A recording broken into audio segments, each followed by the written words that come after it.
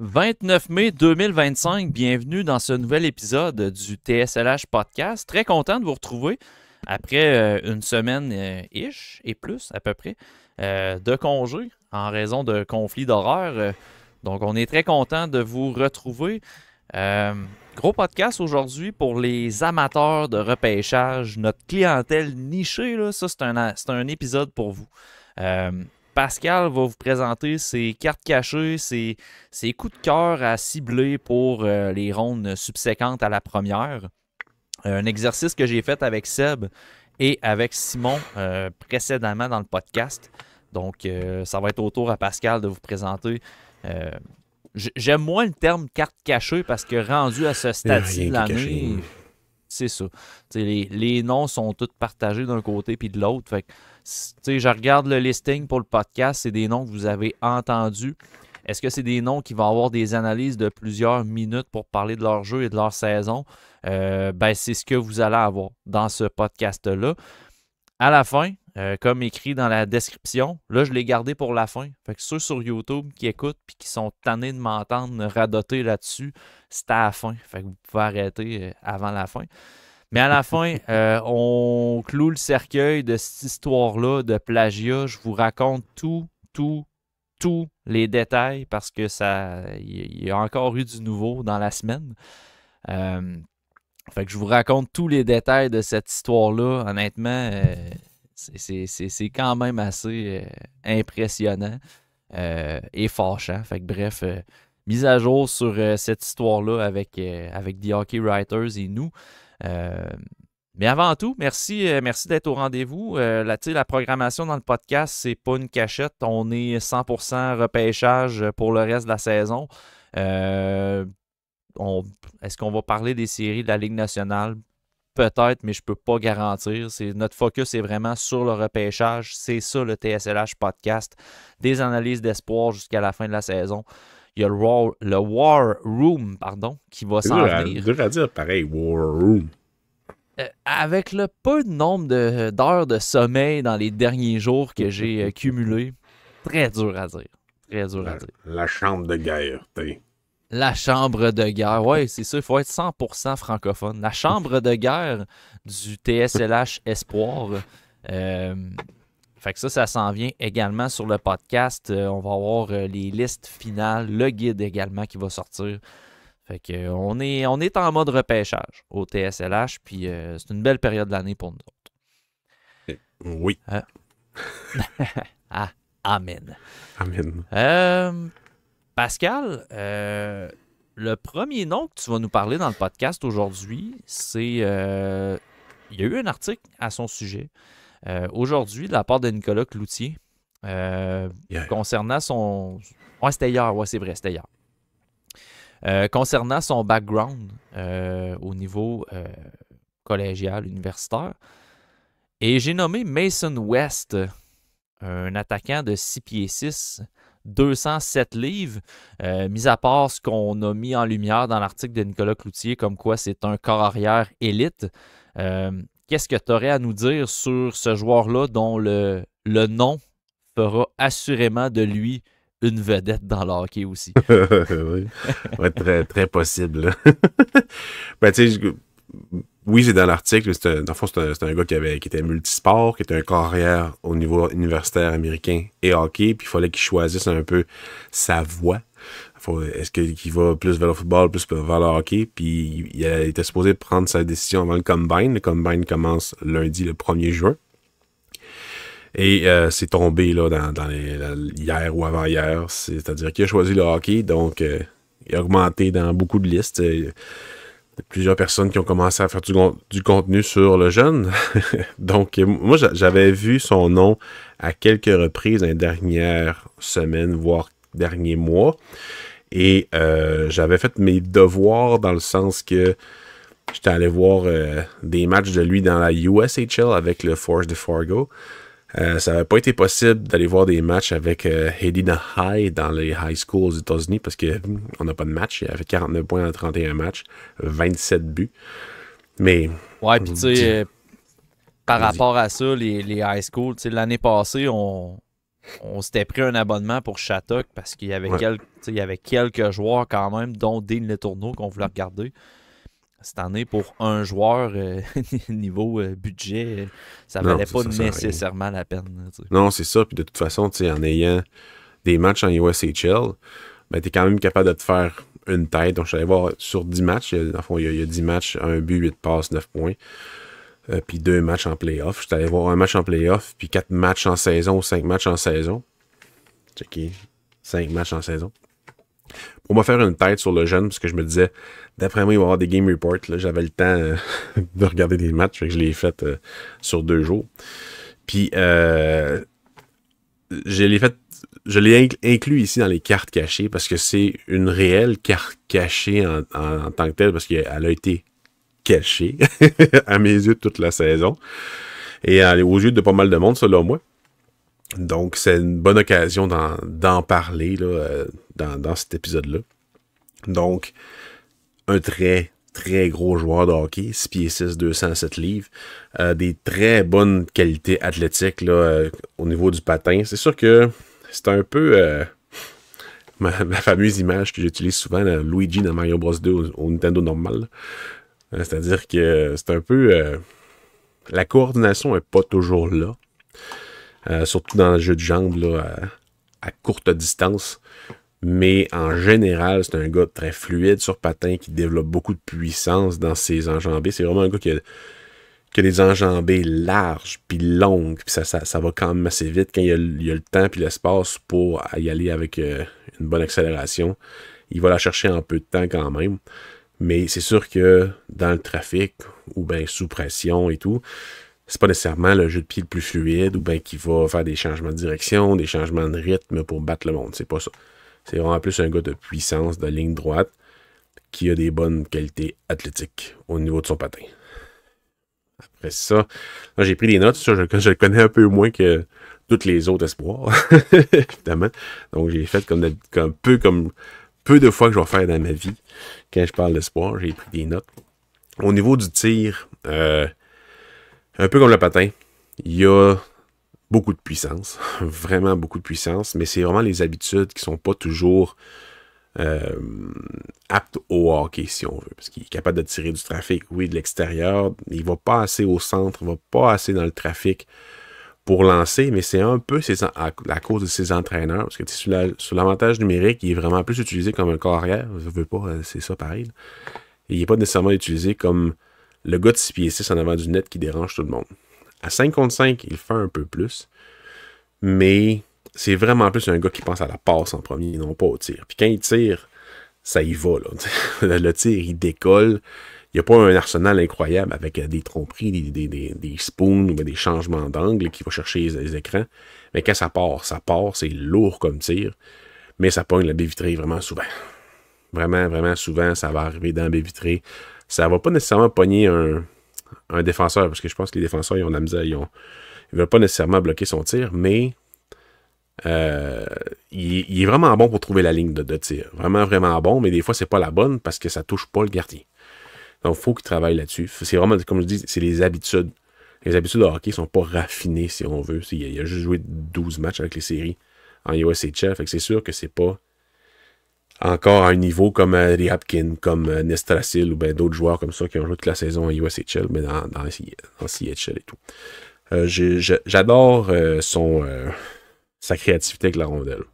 Parce qu'il utilise tous ses outils pour protéger le disque, oui, avec sa portée, sa mobilité, sa force, mais il va chercher les lignes de passe. Il va vraiment les chercher. Des fois, c'est des lignes de passe que c'est pas lui qui va créer, dans le fond, avec des mouvements en périphérie, ou qui va faire bouger la boîte, mais tu vois que il va la trouver, la ligne, il va l'identifier à l'avance, puis il va la chercher pour exploiter la ligne à le corridor, à son coéquipier. Puis ça, c'est facile, là. Allez voir n'importe qui va parler de ce joueur-là, c'est ça qu'il va faire. Il va faire juste des liens avec que c'est un corps arrière, mais c'est vraiment ça. Je l'aurais vraiment vu comme défenseur, ce gars-là, sérieusement. Là. Parce qu'il va vraiment bouger. Une de ses affaires typiques, c'est qu'il rentre avec la rondelle le long de la bande à droite, mettons, fait le tour en arrière du gardien, puis identifie son joueur à l'autre bord, va va jusqu'à la ligne bleue puis l'envoie transversal entre deux défenseurs ou entre un défenseur et un attaquant à son coéquipier de l'autre bord. C'est vraiment une longue passe en attaque. Fait que, tu sais, c'est intéressant comme façon de voir le jeu. Est-ce que ça va être ça dans la Ligue nationale de hockey? Peut-être pas, mais c'est un gars qui est capable aussi, en échec avant ou en récupération de rondelles, d'identifier tout de suite la passe. Un peu comme Slavkovski va faire des fois dans les bonnes journées, là. C'est-à-dire que il va, en échec avant, avoir la bonne prise d'information, puis va être capable, après la récupération de rondelles, de l'envoyer à un coéquipier dans une zone dangereuse directement. Donc, c'est quelque chose qu'il est capable de faire en USHL. J'aimerais ça qu'il s'implique plus physiquement. C'est pas quelque chose qu'il fait énormément malgré sa taille. Mais l'agressivité, ça va venir. Parce que tu veux pas. C'est un corps arrière. Donc, c'est pas les gars les plus agressifs. Mais il y a les outils. Ça devrait venir. Tu sais, mettons là. L'année passée, on me dit que les tourneaux, j'y croyais pas tout. 0-0-0 puis une barre. Mais lui, j'y crois. Même si je les connais plus sur le tard. Vas-y.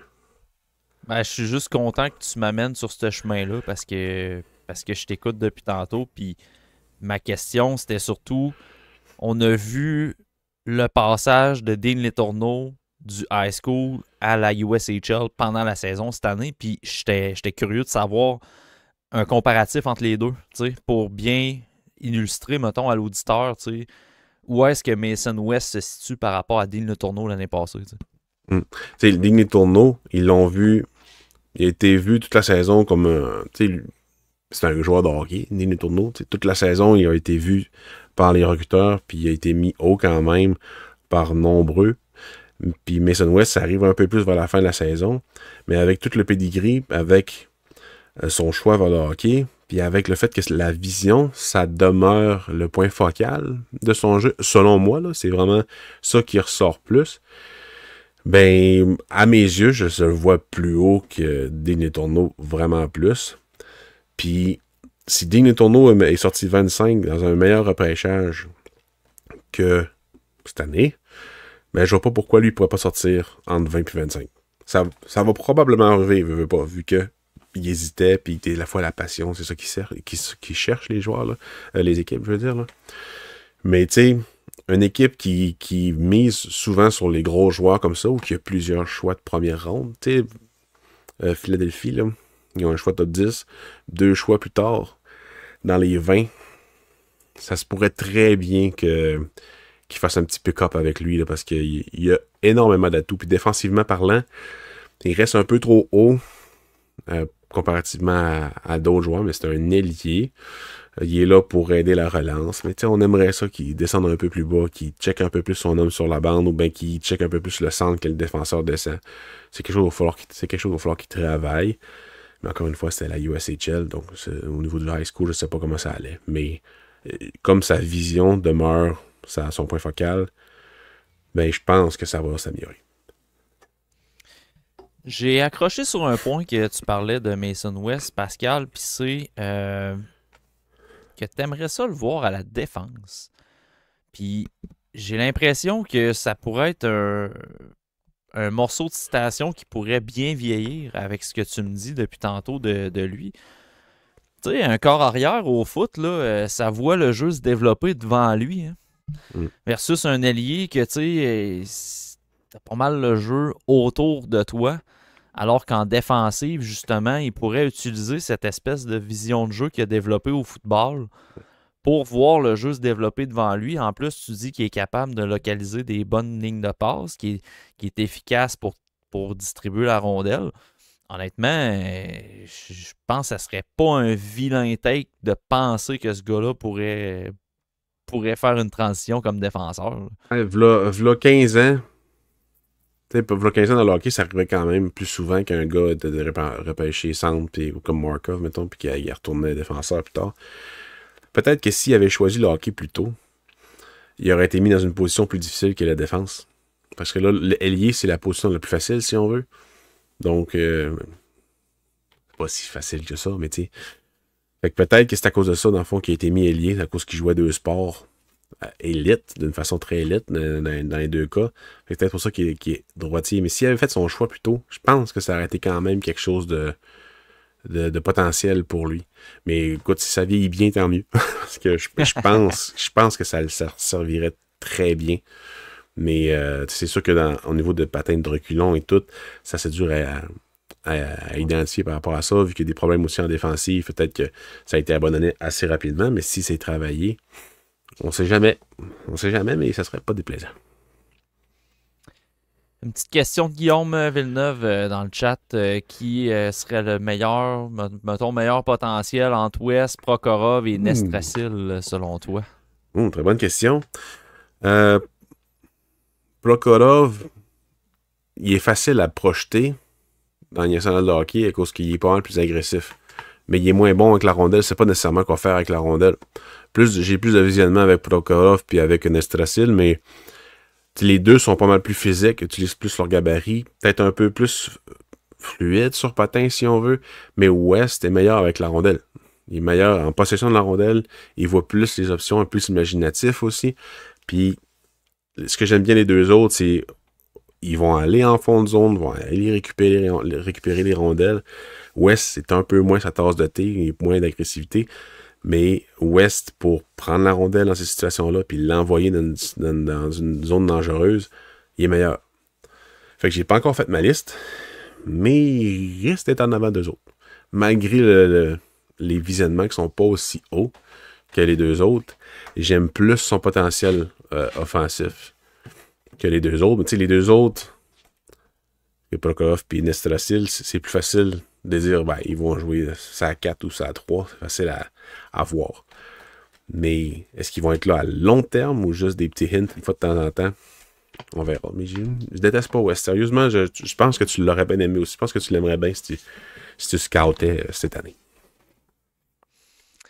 Ouais, j'en doute pas. J'en doute pas. Puis PLVez sur Patreon nous dit le prochain Dustin Byfuglien. Attaquant à la def.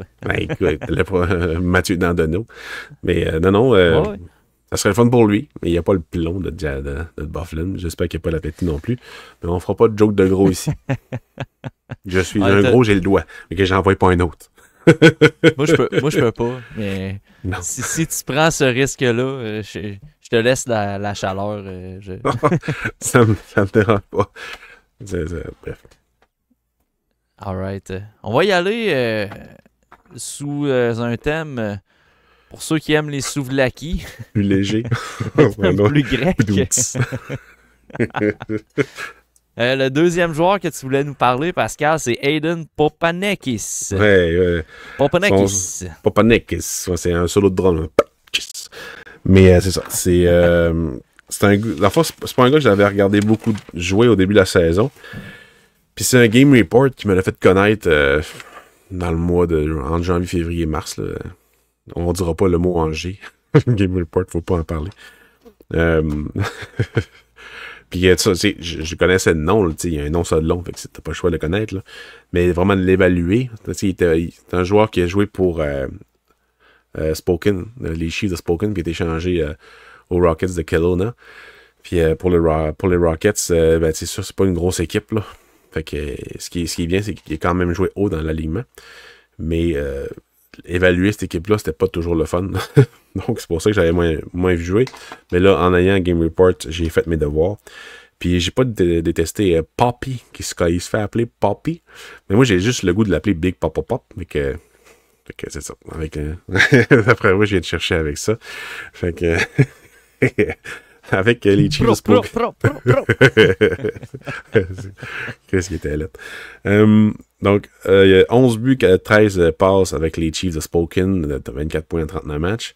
Puis avec Kelowna, c'était 19 en 32. Donc, il y a une régression offensive. Mais tu sais, il y a moins 28, là, qui est moins intéressant aussi.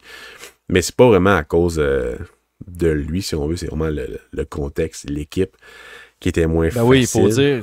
C'est ça, ils ont vidé le club là, à Kelowna. Ils ont échangé Crystal. Ginla n'était pas là. Ouais, c'est ça.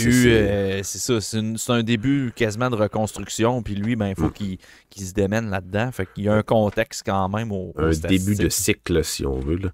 Donc, 6 pieds 4, 203 livres, un droitier. Un attaquant. Dans le fond, lui, j'ai juste hâte que ce gars-là, ce qui arrive assez souvent, mette tous ses outils ensemble. Avec une petite touche d'arsenic, d'agressivité, si on veut. Tu sais, le patin est pas élite, là, mais il est de très haut niveau pour sa taille. Très bonne agilité aussi. Il couvre un grand territoire défensivement. Mais ça, surtout sans la rondelle. Parce qu'avec la rondelle, plus tendance à ralentir le jeu, à lancer de loin, à être un peu moins proactif avec la rondelle. Est-ce que je note un manque de vision ou un manque de proactivité? Pas nécessairement. Je pense que c'est vraiment l'effet de groupe qui nuit. Parce qu'avec les Chiefs, c'était un peu moins pire à ce niveau-là. Son release, il m'aurait fait beaucoup penser à Jason Spezza pour les hardcore fans des sénateurs. C'est un release qui est long, une grosse paume, là, vraiment, vraiment long pour lancer, mais développe beaucoup de puissance. Pas une mauvaise précision, mais un peu comme West, ça pogne la baie vitrée assez souvent, mais tu l'entends, là. Ça rentre au pas son tir. Là.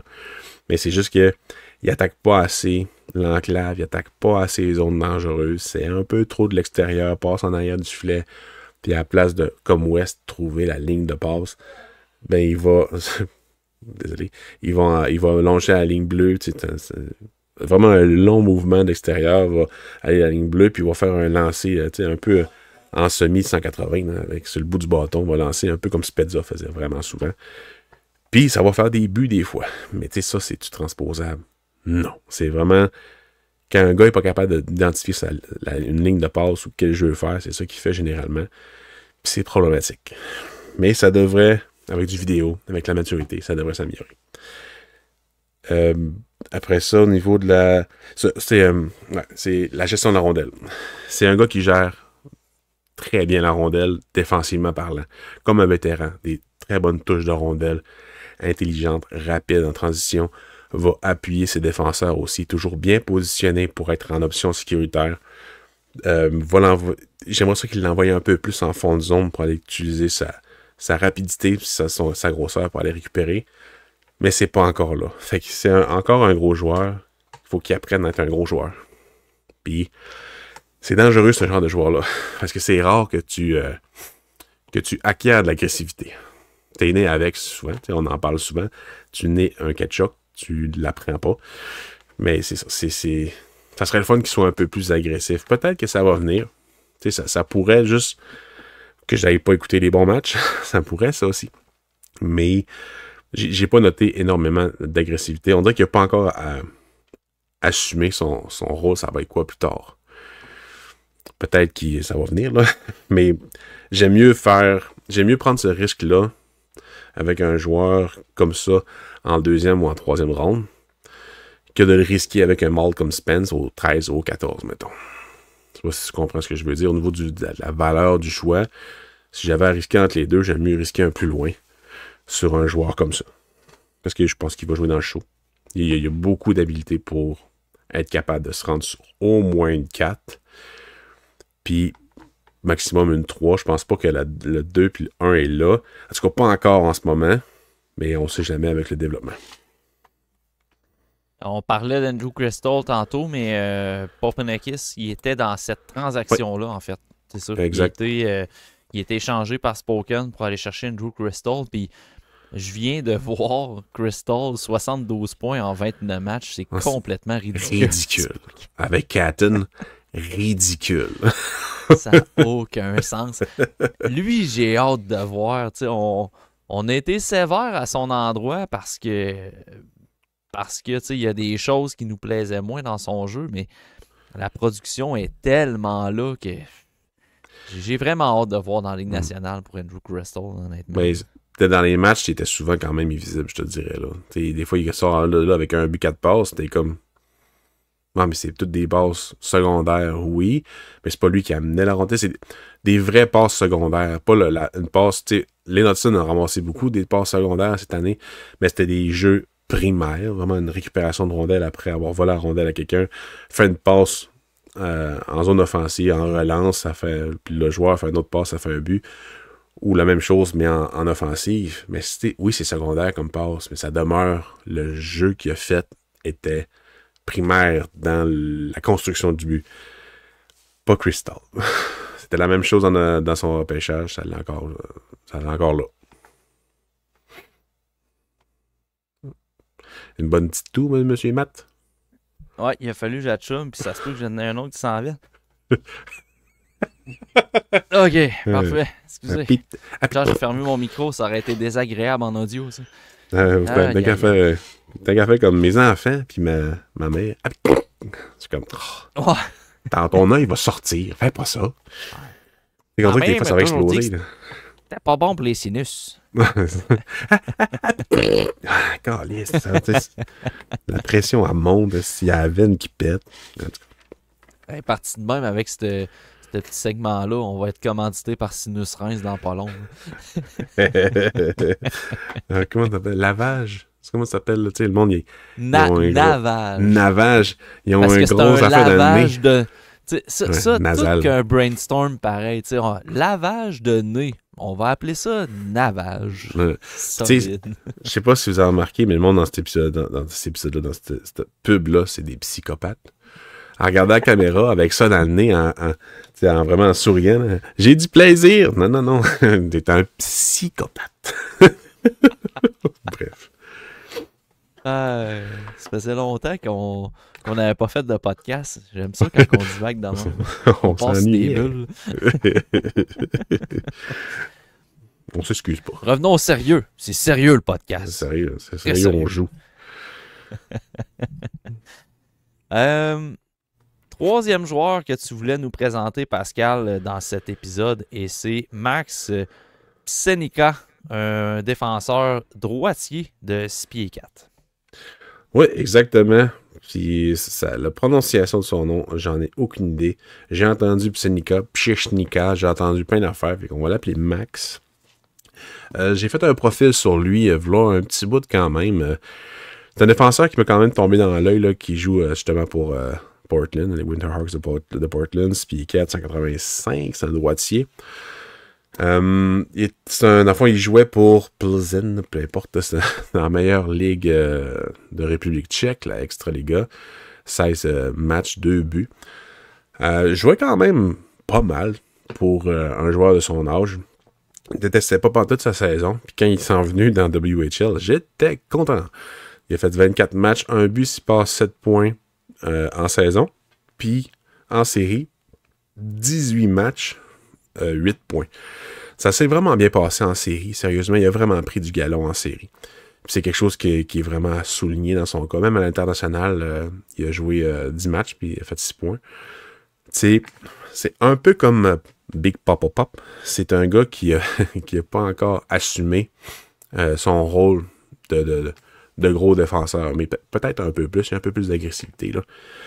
Mais un gars qui patine vraiment bien aussi. Très fluide. La seule affaire qui est problématique, c'est son jeu. Encore une fois, son jeu de pied sur courte distance.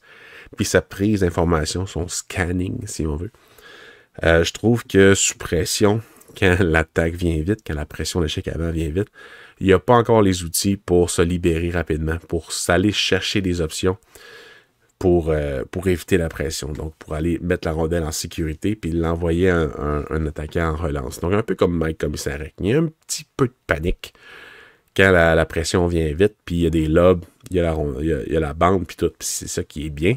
C'est-à-dire que, oui, il y a des affaires déficients au niveau de sa prise d'information, mais au moins, il ne l'envoie pas dans le centre, il ne la garde pas trop longtemps, il s'en débarrasse. Fait que, tu sais, ça, c'est quand même un bon outil de buffer, si on veut, pour son développement vers le hockey professionnel. C'est-à-dire qu'il y a quand même un bon réflexe pour pas créer un revirement dangereux dans sa zone.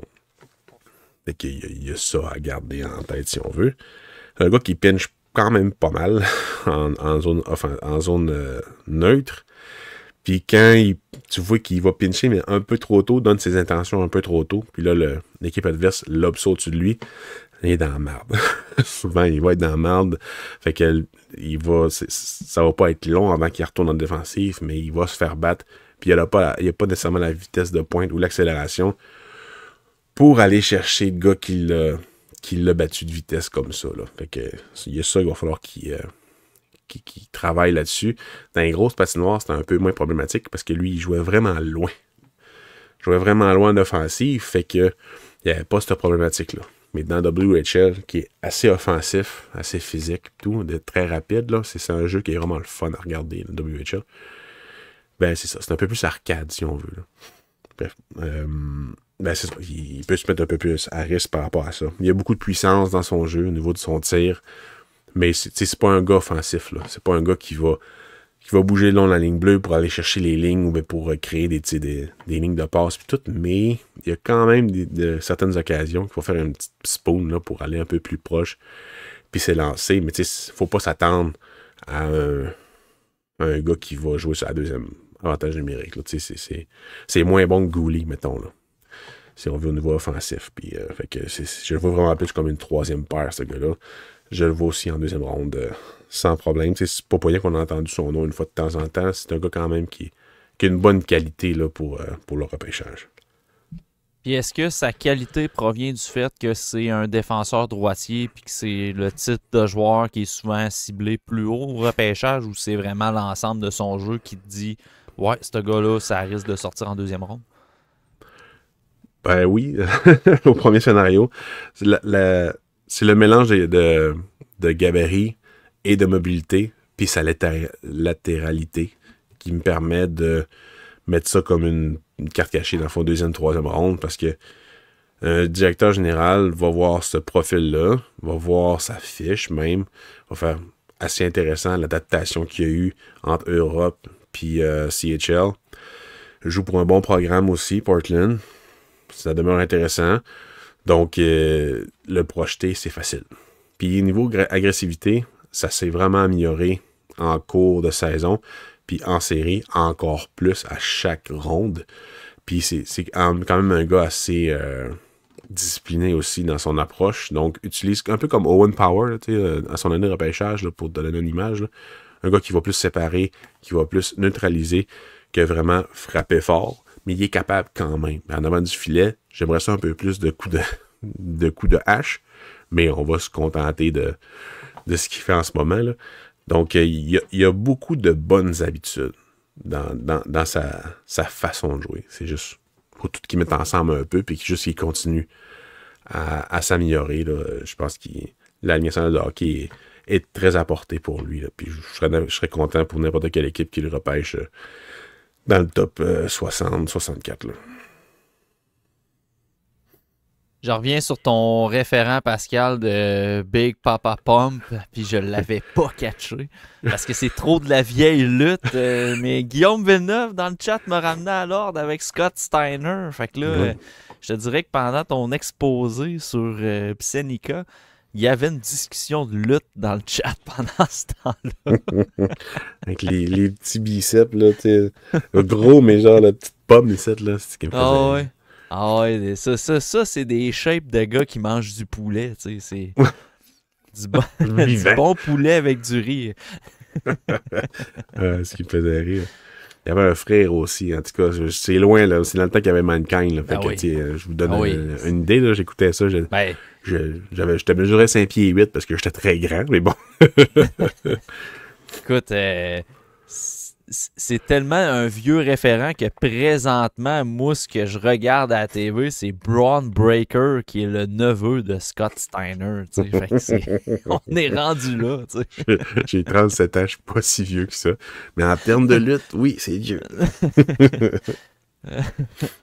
Moi, je pouvais pas écouter la lutte quand j'étais petit, c'était trop violent. Fait que je m'en reprends à 33 ans.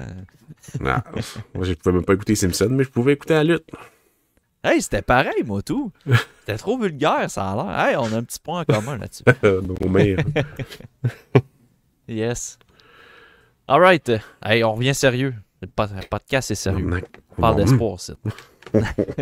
C'est sérieux, on joue le référent quand le royaume de Farador, pour ceux qui connaissent pas. Eh boy, non, là c'est très, très, très obscur comme référent. Tu viens de me perdre, mais... C'est sûr que je t'aurais pas. Je banderai pas là-dessus, non, malheureusement. Quatrième joueur, Pascal, que tu voulais nous présenter parmi tes cartes cachées, des coups de cœur plus loin de la première ronde, et c'est le joueur de centre, Mikael Eriksson. Oui. Eriksson, faut Eriksson, le dire. Ouais. C'est pas un Eriksson de la Suède, mais peut-être plus Là, j'ai pas regardé, mais c'est un gars d'Autriche. Norvège. OK, parfait. Ouais. C'est Eriksen. Dans le fond, monsieur Eriksen, c'est pas un gros joueur, vraiment pas. Un gars 5 et 11, 185 livres, un centre gaucher, 13 septembre 2007. Donc, un très jeune de ce repêchage-là, à 2 jours d'être dans le repêchage d'après, donc 2026. Puis ça paraît pas nécessairement, sauf dans la force, ce genre d'affaires-là, mais pour un gars de 5 et 11, 185, ça paraît pas qu'il a 17 ans encore à ce jour, puis qu'il va l'avoir jusqu'au début de l'année scolaire prochaine, t'sais. Donc, il a joué en Suède pour Fagerstad. Plus, j'aime mieux dire les noms des joueurs que les noms d'équipe. Fagerstad. Donc, 43 points en 40 matchs, 22 buts. Il a joué aussi à l'international partout. Donc, au U18, 4 points en 5 matchs. Il a vraiment bien joué pour la Norvège au 18, si vous l'avez écouté. Il a joué aussi dans les 4 Nations de ce monde-là, 5 points en 3 matchs. Il a joué au U20 aussi. Donc, je pense qu'il était dans le U20 pour se rendre au U20. Donc, le tournoi de relégation, si on veut. Mais bref, au total, il y a 1 point aux 2 matchs, là. Fait que, non, ça a été un moteur. C'est un moteur pour la Norvège depuis un bon bout. Donc, il est vu assez haut depuis un bon bout. Je le connais depuis l'année passée. Puis cette année, je l'ai regardé surtout en début d'année. Puis quand je l'ai revu au championnat du monde junior, je me suis rappelé ce joueur-là. C'est vrai, il existe, lui. Fait que là, je suis allé le revoir en Suède. Puis c'est un gars qui est assez stable dans ma liste, là. Dans le fond, c'est parce que il est un peu bon dans tout, mais malheureusement, il est petit, puis il n'y a pas de qualité élite. Mais c'est ça, techniquement parlant, au niveau du patin, il est très agile, assez explosif aussi. Dans 4 directions, il n'y a pas de problème. Je sais pas si tu te rappelles Simon Robertson, là, à son année de repêchage 2021 ou 2022. La façon qu'il avait de prendre la rapidité en ayant le corps vers le défenseur, puis les patins en latéral qui vont vers l'avant. Mais il est vraiment bon là-dedans. Donc, pour la relance, il est vraiment utile. Des bonnes touches de rondelle aussi, très intelligent. C'est un vétéran, même s'il a 1 an de moins que tout le monde. C'est vraiment un vétéran par rapport à la gestion de la rondelle, puis à la façon de défendre aussi, puis de juste envoyer la rondelle constamment en situation sécuritaire ou dangereuse pour l'adversaire. Donc, c'est assez intéressant à repêcher comme joueur. Puis, tu sais, 5 et 11, c'est pas si petit que ça. On peut espérer qu'il pogne le 6 pieds. Je connais pas son pédigré génétique, là. Surtout qu'il évolue dans une tranche d'âge où il va être tout le temps le plus jeune, tu sais. Exact. Il y a quand même espoir à ce qu'il y ait un gain en maturité physique dans les prochaines années. Fait une fois qu'il va avoir passé la barre du 6 pieds, c'est comme si toutes les questions de gabarit vont disparaître, là. Fait que t'as pas mal à 1 pouce de ça, puis il a juste 17 ans, tu sais. Non, exact. Il n'a que 17 ans. Donc, excellent moteur. Un gars qui est pour identifier les permutations que les défenseurs, là, dans le fond, quand un défenseur appuie l'attaque, ben c'est lui, généralement, qui reste en arrière. C'est le centre, oui, mais des fois, ça va être quand même avec les ailiers. Mais lui, il utilise vraiment ça comme stratégie pour faire progresser le jeu, puis pour appuyer l'attaque, puis même en défensive aussi. Il est tout le temps conscient de c'est quoi qu'il faut qu'il fasse dans l'action pour que ça soit... pour que ça fonctionne, dans le fond, pour éviter les revirements et tout. C'est sûr qu'il manque un peu de talent élite pour vraiment créer des occasions incroyables, manipuler tout le monde, créer des lignes de passe, puis tout. Puis son tir de loin, tu sais, en dehors des cercles, si on veut, il n'y a pas la vélocité ou la tromperie, le deceptive qu'on voudrait, mais de proche, il y a les mains rapides, très bonne feinte aussi, puis il y a un bon tir précis. Fait que, tu sais, dans les zones dangereuses, il est dangereux, mais à son gabarit, ça va quand même être assez difficile. Mais à 180 livres, tu sais, c'est pas problématique à 5 et 11. Fait que d'après moi, il est quand même assez fort du bas de jambe, parce que c'est pas le gars qui va se faire planter. Donc, je crois qu'au niveau athlétisme, il est assez avancé. Comme Ben, je m'en fous un peu, mais c'est un des gars qui, s'il est là, je pense que oui, que je vais regarder le plus pour voir ses tests, puis sa physionomie aussi, s'il y a des Ça, là. C'est des entrevues. Et ensuite, ça, pas le gars qui feinte le plus non plus. J'aimerais ça un peu plus de feinte, mais je chialerai jamais d'un gars qui en utilise pas beaucoup, qui utilise plus ses coéquipiers, les défenseurs et tout. T'sais. Mais quand il feinte, c'est souvent de face et moins de par l'extérieur ou de lancer des rondelles dans le fond. C'est plus genre, je vais te feinter, puis je vais dans la situation la plus difficile, c'est-à-dire direct dans ta face, dans ton chest. Ça ne fonctionnera pas dans la Ligue nationale, dans la Ligue américaine. C'était vraiment mieux de passer vers l'extérieur. Mais ça va venir. C'est vraiment un gars intelligent. Si j'avais à le comparer à Adam Beignac, mettons, là, je prends Eriksson sans rang avant. C'est intéressant, ça. C'est intéressant, puis, tu sais, honnêtement, c'est pas une cachette que je l'ai pas regardé, là, mais, tu sais, quand je fais mes classements de gardiens, puis même les joueurs aussi, des fois, j'utilise cette méthode-là, mais, tu sais, on dit souvent les stats, c'est pas toujours représentatif, mais partir une analyse en fonction des statistiques, des fois, ça peut être très pertinent de le faire. Puis, moi, ce que j'aime faire des gardiens, c'est quand tu as des bonnes statistiques, mais tu es dans une équipe poche ou que tu es plus jeune que le calibre dans lequel tu joues, moi, ça vient m'interpeller. Je vais aller regarder c'est quoi la corrélation entre ces statistiques-là puis le contexte de ton âge, de l'équipe et tout. Quand tu as une moyenne de but de 4, mais que tu as une efficacité de 9.925, comme il y a quelque chose à aller lire de tout ça. Exact. Ben, tu sais, on se rappellera Kirill Zaroubin, c'est exactement ce qui est venu m'accrocher de ce gars-là. Tu sais, il donne beaucoup de buts, mais il a une excellente moyenne d'efficacité. Hey, je vais aller voir ça, puis finalement, j'ai été impressionné par son jeu. Mais bref, je regarde les stats présentement de Mikael Eriksson, qui joue toujours dans un calibre supérieur, mais en plus, vu qu'il est né en septembre, il est toujours dans les plus jeunes de sa formation au final. Oui. Puis tu sais, dans le J20 cette année, il est point per game. L'année passée, dans le U20 en Norvège, il était 2 points per game. Là, on me dira, c'est la Norvège, je comprends. Mais dans le 18 ans et moins de la Suède avec Örebro, il était aussi 2 points par match. Oui. Tu sais. Puis en série, ça semble être constant aussi au niveau des statistiques. Fait que, tu sais, moi, mettons, je regarde les statistiques de ce gars-là. Puis c'est clair que je veux aller valider certaines affaires en vidéo. Puis avec l'évaluation que tu me donnes, j'ai comme l'impression que j'aurais bien aimé Mikael Eriksson, honnêtement. Ouais, c'est ça. Mais tu l'as déjà probablement vu l'année passée dans des tournois, mais tu sais, c'était un gars plus tard. Mais j'ai peut-être pas porté attention. C'est ça, t'as pas porté attention. Mais tu sais, c'est clair aussi qu'il a peut-être mûri un peu plus vite. Tu sais, avec son 180 livres à cet âge-là, à 5 et 11, il y a du muscle quelque part là-dedans. Puis, c'est l'intelligence aussi. L'intelligence, elle l'aide beaucoup. Puis, qu'est-ce que j'aime? Tu sais, mettons, là, si on compare à Ratou, Ratou, ben, à Ratou, peu importe, là. Qu'est-ce qu'il avait fait de promis de dominer tout le long de sa carrière junior? C'était son physique. Ses qualités athlétiques.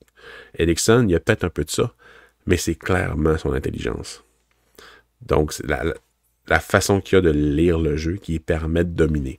Puis, il a peut-être pas le talent pour être un joueur top 6 assuré ou de premier trio assuré, mais je crois qu'il a l'essence pour jouer dans le milieu d'une formation. Fait que je l'avais un peu bas dans mes listes cette année, mais en augmentant mes analyses, mes visionnements, puis en remettant ça en perspective qui n'est pas si petit que ça, ben il va monter dans ma liste pour finale. Ce sera probablement pas en première ronde, mais il va pas être loin. Parce que cette année, trouver des joueurs qui méritent d'être en première ronde, c'est plus difficile. C'est un discours que Saint-Lô a souvent, ça, dans les années passées. Puis, c'est pas que je comprenais pas, mais c'était un peu plus ou moins, parce que j'aimais toujours beaucoup de joueurs. Cette année, c'est plus difficile, puis je comprends maintenant. Tu sais, dans ma première ronde, j'ai peut-être 18 ou 20 joueurs que je trouve qui méritent d'être en première ronde. Puis après ça, ça mérite pas d'être en première ronde. Donc, je commence à comprendre l'aigreur. Prends l'expérience, on prend l'expérience. Oui, on prend l'expérience de Saint-Lô, qui a genre 10 ans moins que moi. Mais c'est ça. Je comprends un peu plus sa façon de voir, de la valeur des choix. Fait que, puis Mikael Eriksson mériterait d'être dans le tier de 20 à 40, mettons, ou 45 venant le repêchage à cause justement de ça. Puis de l'année de repêchage. Mais on verra bien. Une petite question facile dans le chat, Pascal, puis c'est en lien avec tes cartes cachées. Là, Guillaume qui dit, pour vrai, Pascal, ça m'impressionne, ce sont des vraies cartes cachées. Par curiosité, t'as regardé combien de joueurs cette année? Oui, je vais te chercher ça. À ce stade-ci là, de la saison, on approche pas mal le sprint final. On est en écriture pour le guide. Les profils commencent à sortir. On est vraiment sur le sprint final. Tu es à combien de joueurs présentement? Je vais vous dire ça tout de suite. Pour les visionnements.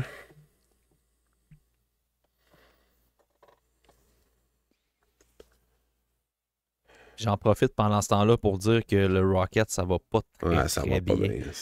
Fait que j'espère que ça va se corriger parce que l'ambiance va être un peu lourde pour l'avoir vécu la semaine dernière après la défaite de 5-1. C'était très lourd dans le vestiaire puis au point de presse. On va espérer que Jess subisse pas trop d'attitude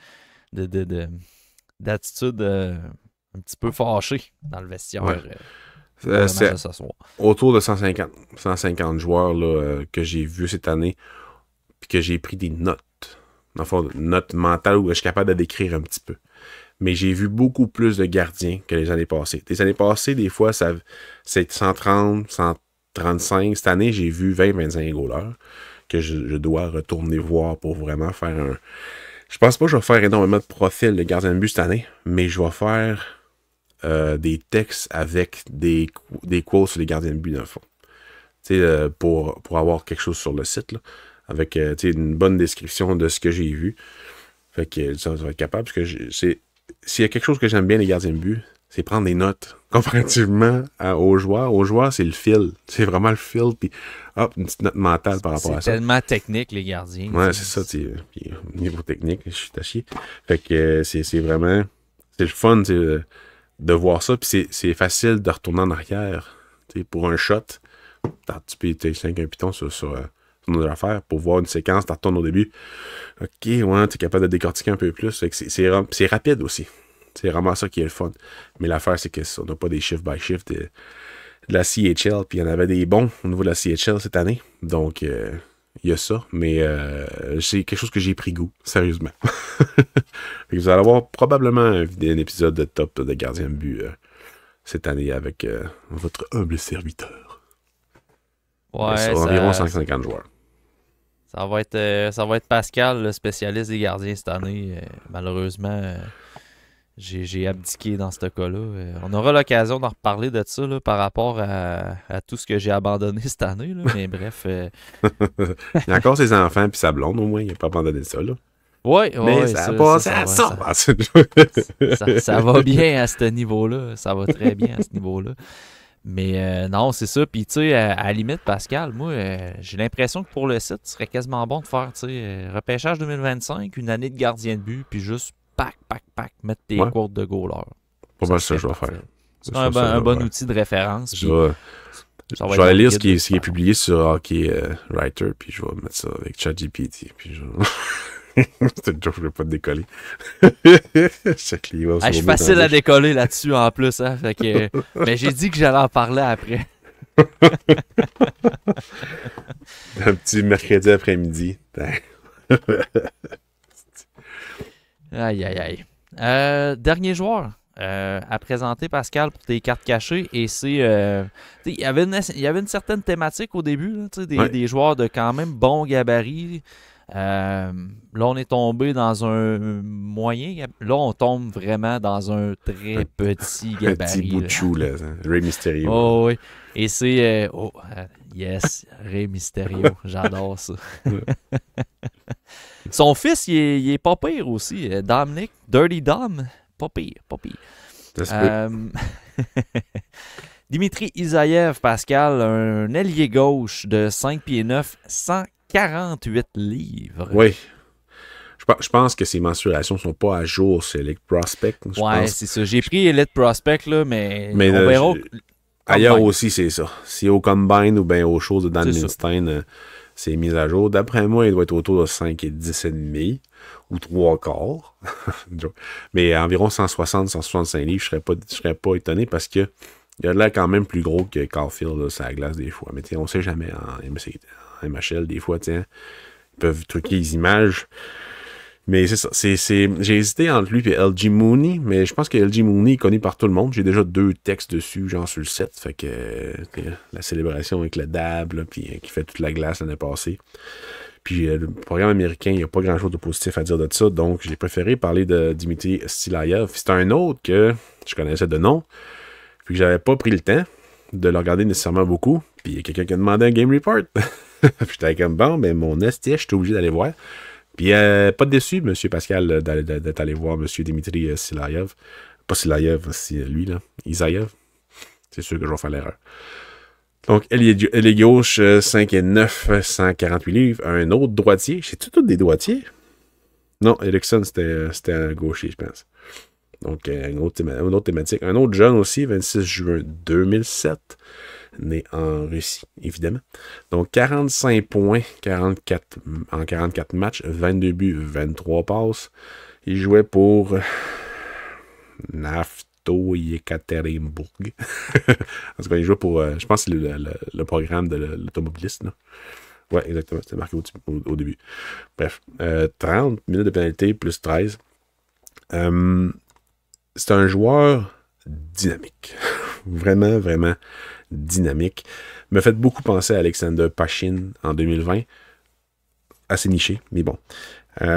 Très shifty, très explosif, patin vraiment élite, un très bon moteur aussi, fait tout à haute vitesse. C'est vraiment bien, mais ça peut être problématique par moment. C'est-à-dire qu'il va s'empêtrer un peu dans ses pieds, mais il feinte beaucoup. Beaucoup. Il est vraiment porté vers la feinte, vers la tromperie. Puis le petit maudit, le taux de succès est vraiment élevé. Donc on ne peut pas vraiment chialer là-dessus parce que ça fonctionne. Mais s'il était en Amérique du Nord, il se ferait pogner dans un coin par un entraîneur, puis il se ferait dire hey, arrête ça, mon petit maudit, parce que tu ne joueras plus. Puis alors ici, il peut s'en donner en cœur joie. Puis comme je dis, ça fonctionne. Il manque un peu de puissance, il manque un peu de précision dans son tir. Mais écoute, c'est tellement chaotique.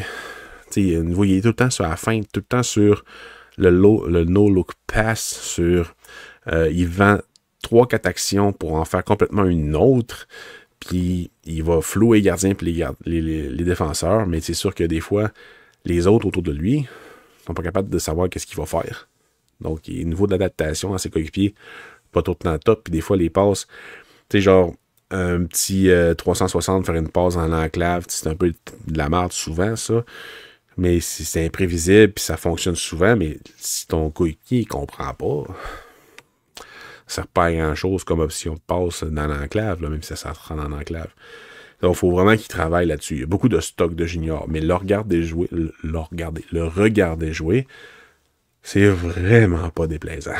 Parce que tu vois tout l'ensemble de qualités junior, puis t'es comme s'il réussit à raffermir tout, puis à y aller plus nord-sud, puis tu veux pas changer son essence, mais c'est vraiment un gars qui voit la game d'une autre façon que n'importe qui.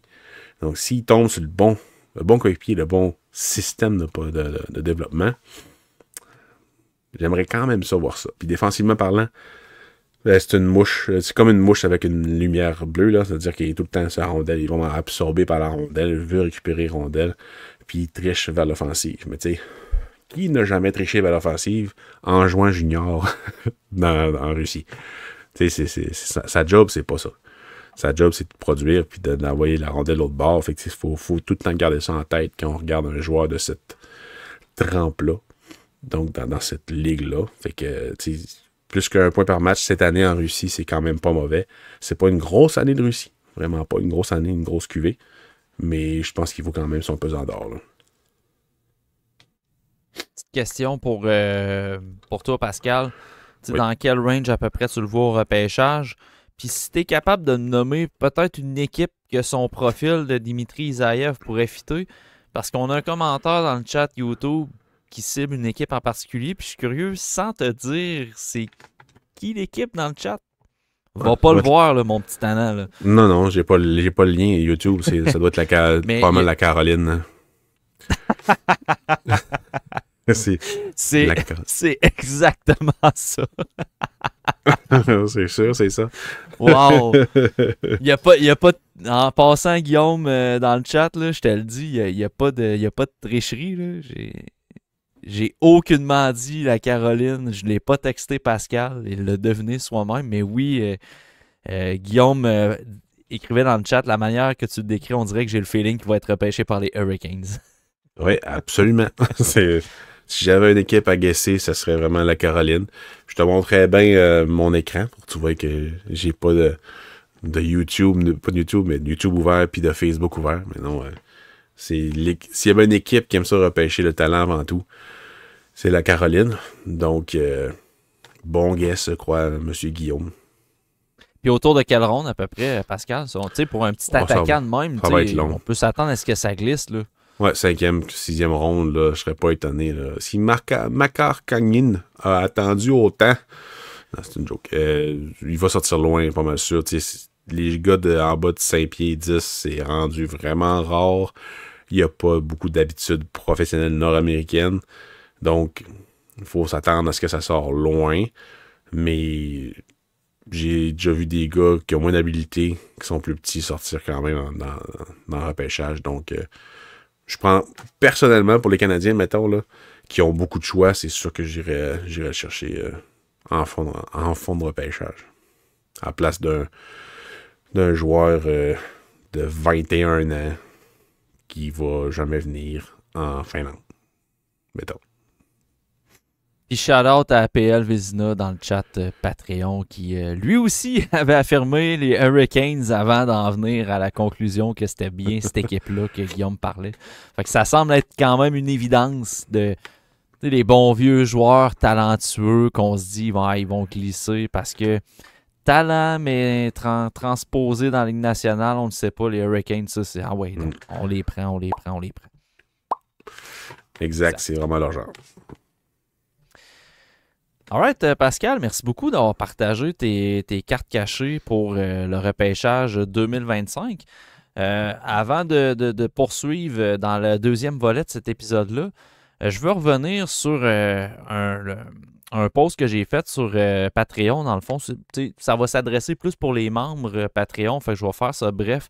On a glissé un mot tantôt, là, le mot en G, là, le Game Report, là, c'est rendu... Là, ouais, fait que c'est...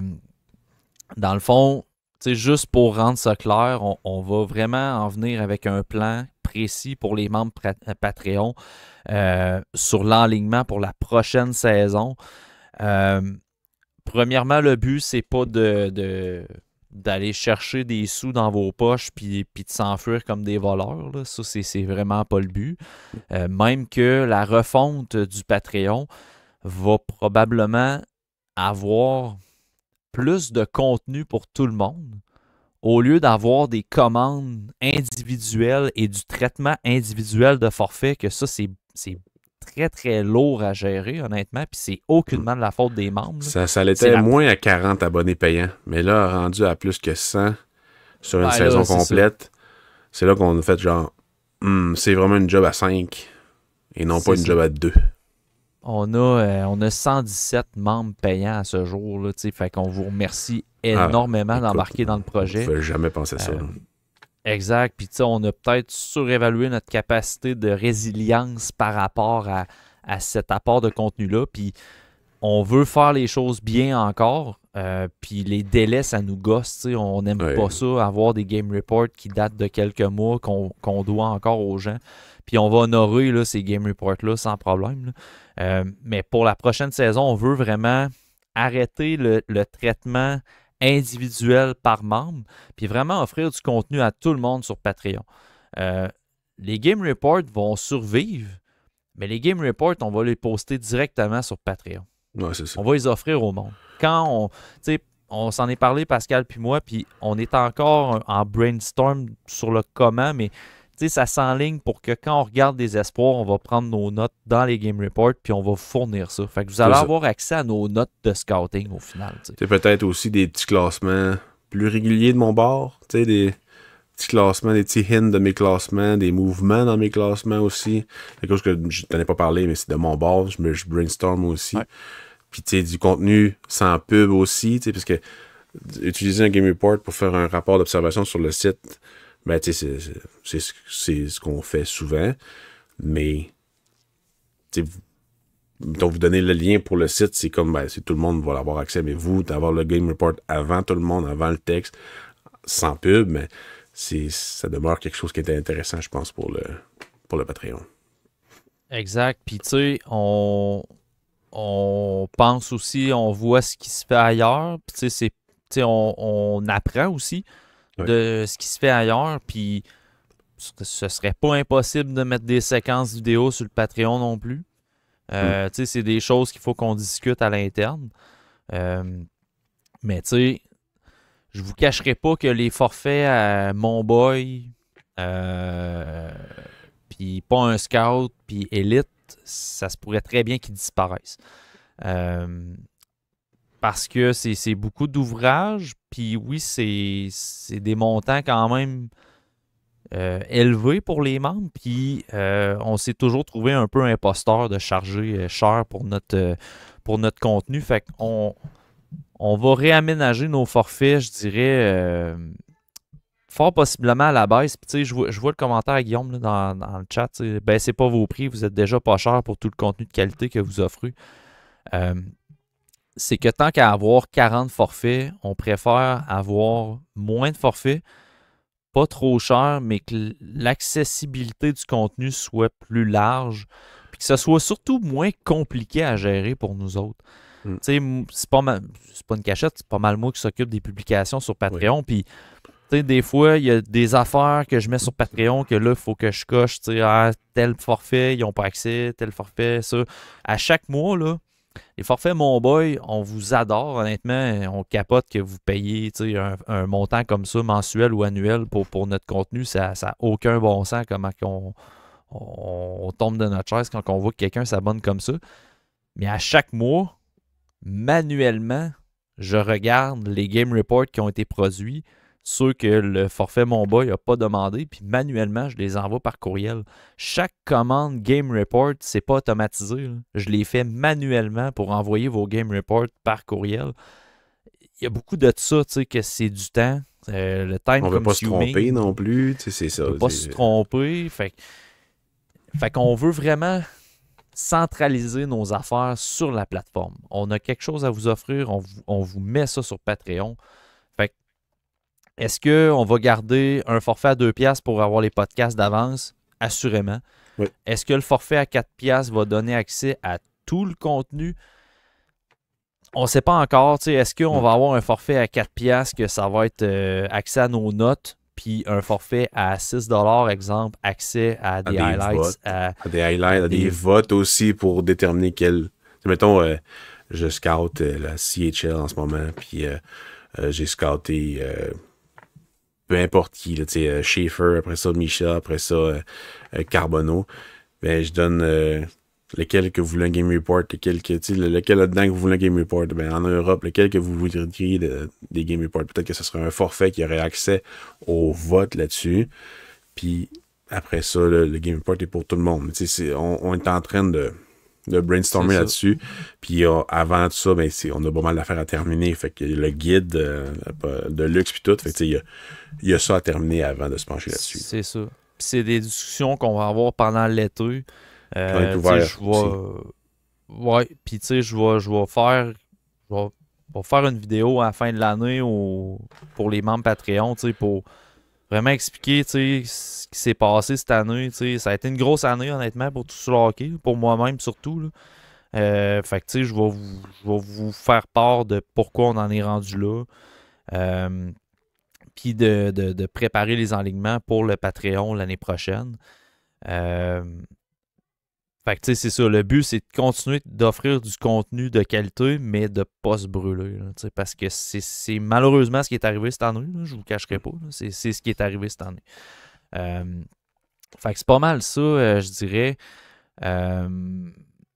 J'oublie d'autres affaires. Je pense qu'il y avait des affaires que je voulais dire là-dessus. Mais bref, en tout cas, on y reviendra dans les prochains... dans les prochaines semaines. Quand le guide va être sorti et tout... on va tout vous expliquer comment on s'enligne pour ça. C'est sûr qu'on n'aura pas le choix de faire des choix. Là. Je ne vous cacherai pas. Le volet pooleuse, C'est ça ce se qui pourrait qu'il disparaisse. Ça se poulait, oui. C'est ça. C'est ça. Je comprends que ça se peut qu'on perde du monde à cause de ça. C'est un choix.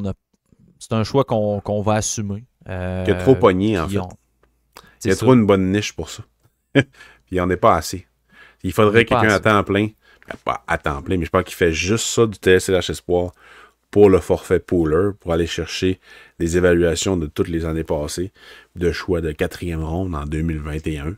C'est pas que ça m'intéresse pas, mais c'est pas un gars que je vais regarder pour mon top 100, mettons. Ben, visionnement croisé, fait que c'est des visionnements de plus pour essayer de faire un bon contenu de qualité, un bon game report à la personne.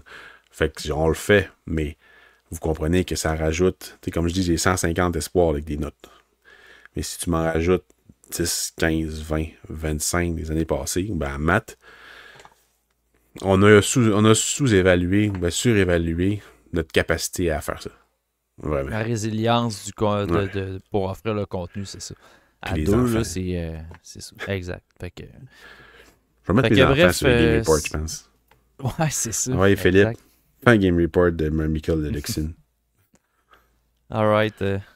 Fait que c'était la période un petit peu plus douce, un petit peu plus mise à jour pour les membres Patreon. À cette heure, on va embarquer sur le volet plus rugueux un peu. Tu sais, puis je pense que la transition a lieu d'être, là, c'est que, tu sais, sur le site, avec le podcast, on a toujours été très transparent avec le monde. On a toujours dit, tu sais, combien on regarde d'espoir, tel espoir, je ne l'ai pas vu, je ne peux pas l'évaluer. Je pense que la transparence fait partie intégrante des valeurs au sein du TSLH Espoir. Fait que c'est pour ça que pour moi, c'est important de dire exactement ce qui s'est passé avec The Hockey Writers. Parce que, tu sais, dans la société, des fois, on se fait feeder des affaires des médias, dans les journaux, à la TV, puis on se dit tout le temps, c'est-tu vraiment ça qui est arrivé? Tu sais, je rentrerai pas dans les détails, là, mais, tu sais, moi, dans la vie de tous les jours, je pense que le monde le sait, là, que tout sur le hockey, c'est pas ma job, là. Sans aller dans les détails, là, je suis dans un milieu où souvent la vérité est très déformée. Puis moi, c'est quelque chose qui me gosse vraiment beaucoup. On n'a jamais l'impression d'avoir l'heure juste de nos jours. Il y a des versions qui circulent, puis on s'attarde à ça, on stick là-dessus, puis on se dit c'est ça la vérité, alors que c'est pas ça. Fait que bref, c'est un élan de transparence. Puis vous le savez, là, ça vient me chercher. Puis encore une fois, cette semaine, l'histoire s'est encore développée. Bon, pour ceux qui n'ont pas compris trop ce qui s'est passé, ceux qui nous pognent sur YouTube, puis ils ont appris dans la dernière heure qu'on existait puis qu'ils aiment notre contenu, ben on s'est fait copier par The Hockey Writers. Pascal, plusieurs textes ont été repris intégralement, mot pour mot, par The Hockey Writers. On a fait un tweet pour exposer ça avec des screenshots. Ça a été très long avant d'avoir un contact. Finalement, The Hockey Writers m'ont contacté moi-même sur ma page LinkedIn. Puis, le contenu a été édité, réécrit. Puis, on en est là. T'sais, j'ai fait un tweet par après pour les remercier que le contenu a été édité, qui a été réécrit. Malheureusement, on n'a pas eu d'excuses, mais on met l'histoire de côté et pas en arrière de nous parce que moi, j'ai une christine longue mémoire. Puis des affaires de même qui me font chier, je m'en rappelle longtemps. Fait que c'est pas mis en arrière, c'est mis de côté. Parce qu'à un moment donné, ça tire du jus, il y a du stress, il y a de la colère, il y a beaucoup d'affaires qui rentrent en ligne de compte. Fait que j'avais pris la décision finalement de mettre ça de côté. Fait que bref, quand on a pris la décision de mettre ça de côté, il y a des affaires qui se sont passées par après. En gros, ce qui est arrivé, là, j'ai fait un résumé de la situation. Ce qui est arrivé, c'est que Dean Plunkett, je vais le nommer, je m'en calisse de le nommer, honnêtement. Éditeur en chef The Hockey Writers pour le volet repêchage, me contacte par LinkedIn.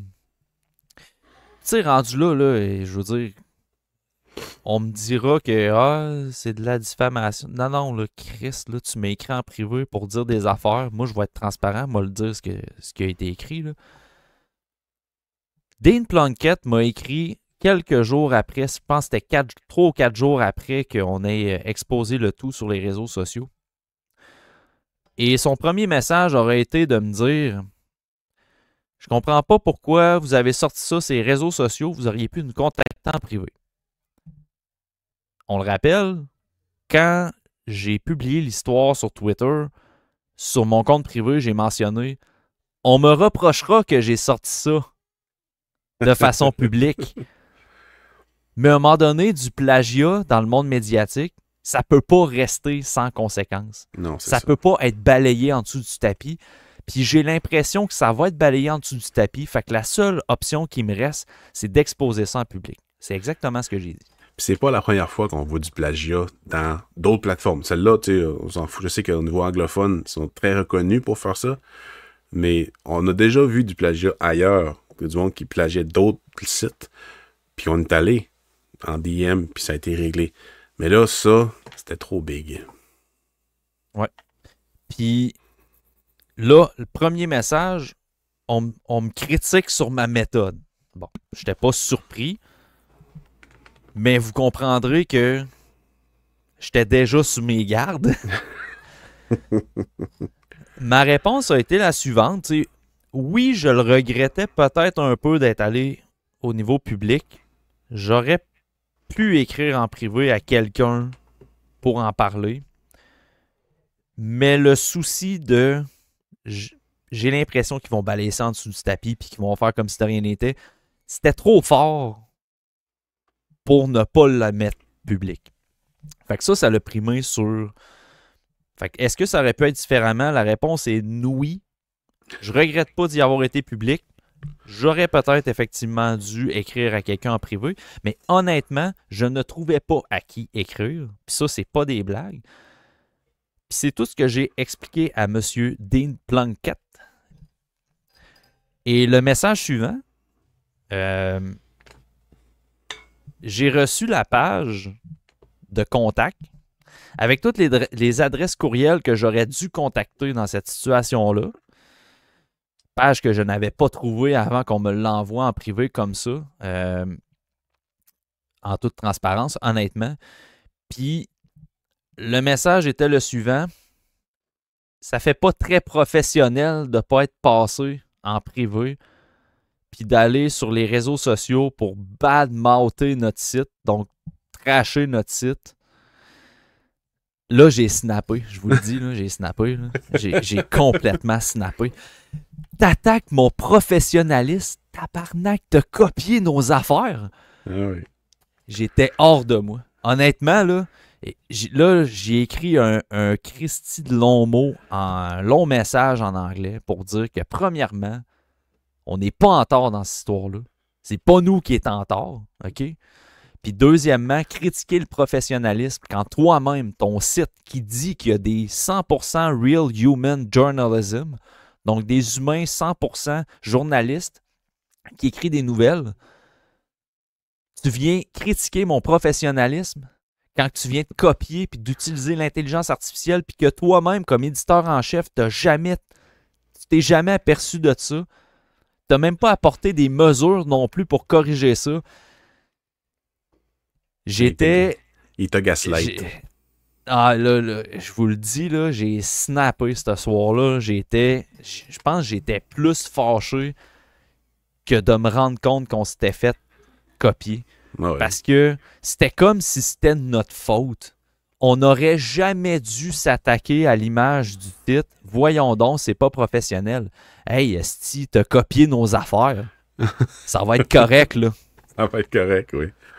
Ouais, non, c'est ridicule. Fait que, là, par la suite, j'ai mis ça clair. J'ai dit, moi, je veux que le contenu soit édité ou supprimé.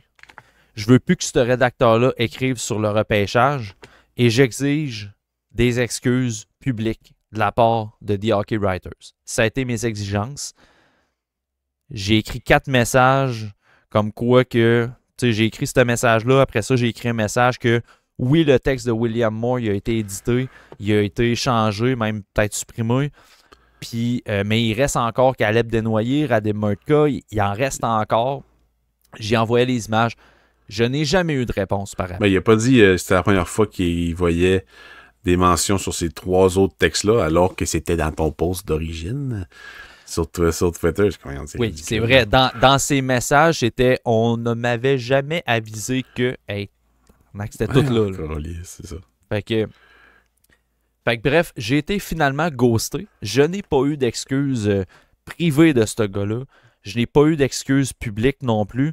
Puis à un moment donné, vous comprendrez, j'en parle encore, puis je suis encore en sacrament. Là. Je trouve que en tout cas, ça n'a pas de c'est un gars de bon sens.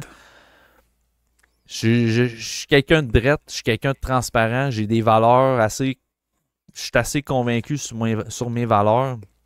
J'ai des valeurs de justice particulières, puis moi j'ai été élevé que tu fais pas aux autres ce que tu veux pas te faire faire. Moi personnellement, j'aurais quelqu'un dans mon staff qui copierait, puis je supprimerais ses textes, puis ce serait dehors. Je fais plus affaire avec toi. T'es avisé, Pascal. T'es mieux de pas copier. Non, inquiète-toi pas.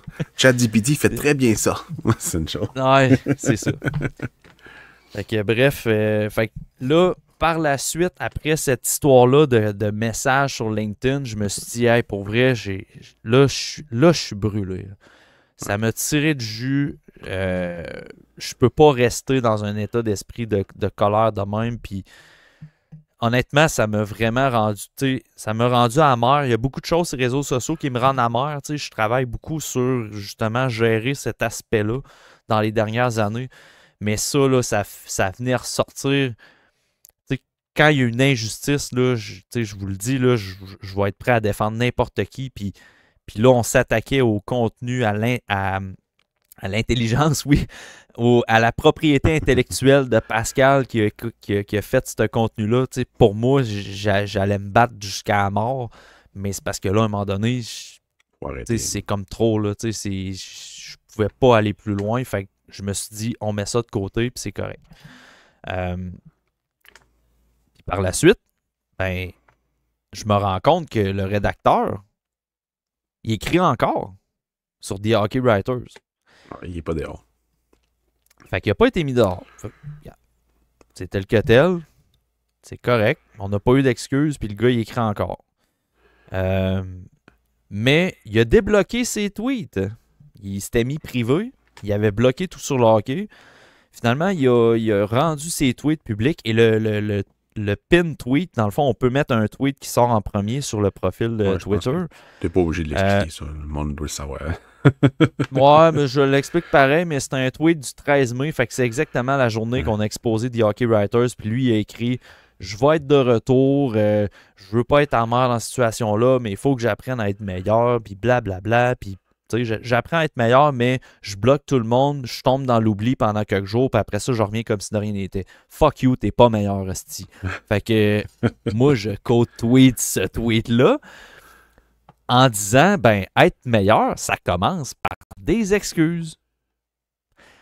Fait que finalement, le tweet, il était effacé dans la seconde que j'ai dans la seconde. il est disparu tout de suite. Ouais, écoute. Puis, Stefano Rubino m'a écrit en privé. Il m'a écrit, puis je tiens à le mentionner, c'est important. Je veux pas juste tracher sur du monde. Ouais. Mais il m'a écrit pour s'excuser. Il m'a écrit parce que il s'était senti très mal dans cette situation-là. Fait que moi, je lis le message, j'accepte les excuses, je reste amer pareil, mais il a pris la peine de m'écrire, puis je comprends que probablement lui non plus savait pas à qui écrire. Fait qu'il m'a écrit à moi personnellement, je l'accepte.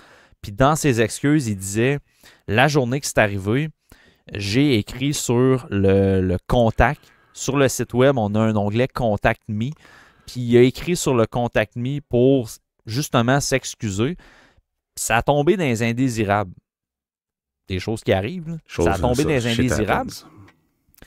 Fait que moi, ben, quand il m'écrit ça, j'avais essayé de vous écrire la journée même pour m'excuser, mais là, j'ai l'occasion de le faire, fait que je le fais. Hey, parfait, c'est correct. va toujours bien les valider s'il est écrit sur le Contact Me. Fait que je m'en vais voir dans les courriels. Son message était là, dans les indésirables. Très mal écrit, mais il était là. Le message commençait par « J'ai pas plagié, mais j'ai utilisé l'intelligence artificielle, puis ça a donné que c'était comme votre contenu, mais je vous le jure que je voulais pas plagier. » En tout cas. Fait que là, moi, je venais de lire des excuses qui me semblaient sincères, mais la journée, là, on parle de 10 jours avant, là, on parle c'était la semaine-ish avant ça. Il a été en réaction, je pense qu'il a essayé de calmer le feu tout de suite, mais après coup, il a du genre...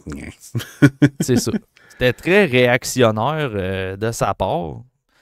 Fait que, tu sais, le feeling qu'on avait, c'était vraiment ça. C'est qu'il est allé sur ChatGPT, il a écrit « Fais-moi un profil de tel gars ». ChatGPT, il a donné des affaires. Il a mis ça sur The Hockey Writers. Les éditeurs comme Dean Plunkett ont pas regardé parce qu'ils s'en calissent puis ils font bien de l'argent. Puis tant mieux, il y a du contenu. On check pas c'est quoi le contenu puis on fait de l'argent. C'est beau, tout est beau. Ben, ça a passé comme dans du beurre. Mais finalement, ça n'a pas passé comme dans du beurre. Bref. Mais tout ça pour dire que, tu sais, ce rédacteur-là, s'il écrit encore, ben, c'est correct. Tu sais, je pense qu'il va avoir appris, du moins, je l'espère.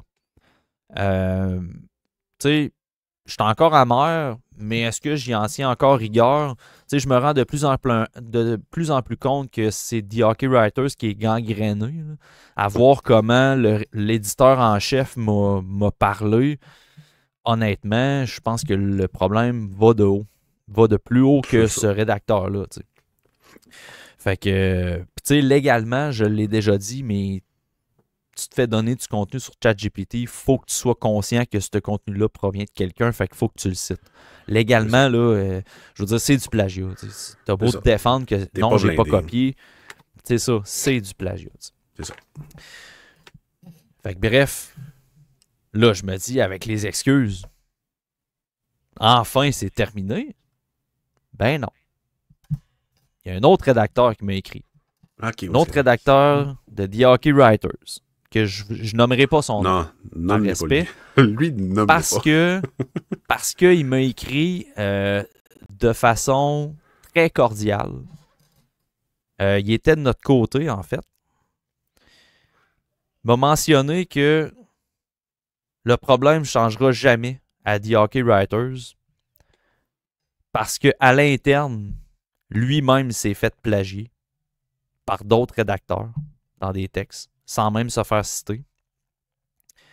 Et que c'est monnaie courante chez The Hockey Writers de plagier au niveau repêchage sur d'autres sources. Puis ça, on le savait déjà, il y a du monde d'autres organes de scouting qui nous ont écrit quand on a sorti cette histoire-là, comme quoi qui s'étaient fait copier eux autres aussi. Fait qu'on le savait qu'il se passait quelque chose, mais que là, qu'un rédacteur à l'interne vienne nous dire « Hey, je vous le confirme, il y a du plagiat à l'interne. En haut, ils font rien. Puis moi-même, je me suis fait plagier du contenu sur mon propre site. Puis cette personne-là m'a écrit en s'excusant personnellement pour ce que Tout sur le hockey a subi, parce que lui, il vient de le subir lui-même par des collègues de se faire plagier, puis il trouve que ça n'a pas de style de bon sens. Fait qu'il compétissait avec nous autres. Il était conscient qu'il n'y avait pas nécessairement de poids sur ce qui allait changer au sein de The Hockey Writers, puis il me l'a dit de façon très transparente. Mais il me l'a dit, c'est un problème interne très, très, très constant chez The Hockey Writers. Ouais. Fait que bref, c'est ça. Puis sur le forum à HF Board, il y a eu un post, dans le fond, de Wheat Tree King, un des gros posters pour le Canadien Montréal, le sous-forum de Canadien Montréal. Il a fait un post dans NHL Draft Prospect, peu importe. Sur ça, The Hockey Writer Koth plagié. En tout cas, bref, ce mot-là en anglais. Puis il exposait ça, dans le fond, il exposait ce que Matt a dit, puis tout le monde, il y a beaucoup de monde qui c'était comme, ouais, ils font tout le temps ça, ils floodent le forum, dans le fond, à chaque espoir qui est drafté, ils mettent leur profil, puis tout. Puis il y en a d'autres qui disaient que probablement que les deux auteurs ont utilisé l'intelligence artificielle, puis qu'il n'y a pas de plagiat là-dedans, j'ai comme wow, wow, wow, wow, wow. Là, j'étais allé sur le forum, puis j'ai rectifié la chose, puis c'est bien correct, là.